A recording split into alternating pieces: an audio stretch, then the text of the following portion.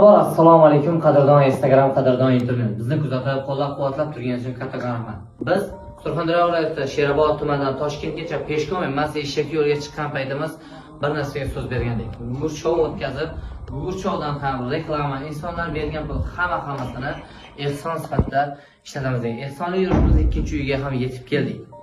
Qo'ldan kelgancha hozir mana shu oilaga ham ehson qilmoqchimiz. Bizdan boshqa ham kimni qo'ldan yordam kelsa, birov 10 ming, birov 100 ming. Ahli O'zbekiston bilamizki, mehmondo'st, samimiy, bir-birini qo'llab-quvvatlaydigan xalqmiz. Mana shu oilaga ham qo'ldan kelgancha yordam berasiz degan umiddamiz. Mana shu opamiz va qizi jigar gepatit kasalligi bilan kasallik og'rib qolgan ekan. Biz hozir mana shu oilaga ham yetib keldik. Opamiz o'zingiz kasallik haqida to'liq ma'lumot berishga umiddamiz. Assalomu alaykum aziz yurtdoshlar. Shu qizim 2018-yildan beri o'zim va qizim gepatit B kasalligi bilan qiynalib kelamiz. Shu kasalligimiz yaxshi bo'lib ketishiga sizlardan yordam so'rab murojaat qilyapmiz.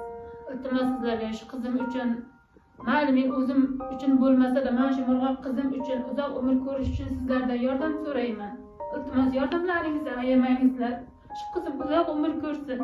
Menga o'xshab joni og'rib qiynalmasin. Menga o'xshab hech kimning eshigiga borib yordam so'rab quruq qo'l bilan qaytmasin. Hech kimdan yordam ko'rmadim shu kungacha. Hech kim yordam bermadi, qiynalib ketdim. Allohning sinovimi yo berayotgan jazosimi bilmadim. Shuncha qizimga o'ylanaman, o'zimga o'ylayman. Kimdan yordam so'rashni bilmadim. Oxiri sizlarga yordam so'rab murojaat qilishga, iltijo qilishga Allohdan har kuni yordam so'rayman. Yo'llarimiz ochiq, qizim uchun yordam bo'lib qolsin, uzoq umr ko'rsin. Bola azobini hech kimning boshiga solmasin. Allohim sizlardan yordam so'rab murojaat qilyapman. Yordamlaringizni ayamangizlar sizlardan. Avvalambor assalomu alaykum O'zbekiston xalqi. Mana o'zingiz hozir eshitib turibsiz. Mana biz bu oilaga yordam berish maqsadida keldik. Arzimagan ozgina pulimiz bor, shuni hozir beramiz. Sizlarda ham 5-4 so'm yo 10 ming, 20 ming bo'la kartasini qo'yamiz. Xudo bo'lsa shu kartasiga tashlab. Yana qandaydir homiy bo'lsa, imkoni yetadigan bo'lsa, mana shu o'zlari telefon nomerini qoldiramiz, o'zlari murojaat qilib bog'lanib shu ijobiy yordam berishlaringizni so'raymiz-da.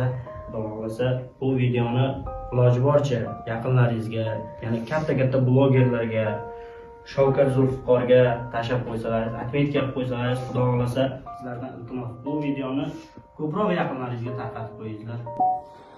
Biz ehsonli yurishimiz, qo'ldan kelgancha yig'ilgan pullarni hozir ko'proq oilaga bermoqchimiz. Mana hozir ikkinchi oilaga ham qo'ldan kelgancha 4 million so'm pul yig'ib kelib topshiryapmiz.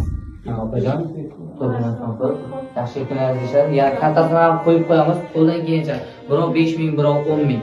Qimmati har bir insonni o'zini ko'ngildan chiqarib yordam qilishga umiddaman. O'zbekiston va homiylar o'zi pastda nomerini qo'yib qo'yamiz, o'zini nomerini murojaat qilib qandaydir yordam kerak bo'lsa imkon darajasida yordam beringizlar.